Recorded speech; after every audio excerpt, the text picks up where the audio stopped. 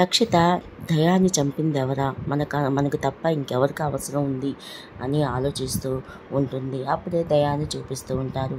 దయ వెనక నుంచిగా ఒక ముసుగు మనిషి రావడం చూపిస్తూ ఉంటారు. ఒక్కసారిగా అతన్ని చూసి షాక్ అయిపోతాడు దయ. ఈలోగా ధీరుని రక్షితాన్ని చూపిస్తారు. ధీరు వీల్ చైర్లోంచి ఒక్కసారిగా లెగిసి నుంచుంటారు. రక్షిత ముందు షాక్ అయిపోతుంది. అసలు ఏం జరిగిందో అని చెప్పబోతూ ఉంటారు.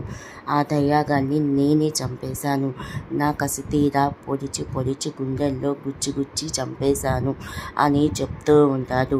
దాంతో రక్షిత షాక్ అయిపోయి చూస్తూ ఉంటుంది. ఈలోగా మనకి దుర్గను చూపిస్తూ ఉంటారు. దుర్గ మరి ఈ విషయాలని విన్నదా లేదా అనేది, మరి విజయేంద్రని కాపాడుకోగలుగుతుందా, ధీరుని అరెస్ట్ చేపిస్తుందా, దయాని హత్య చేసినందుకు ప్రతీకారం తీర్చుకోగలుగుతుందా అనేది రానున్న ఎపిసోడ్లో తెలుస్తుంది.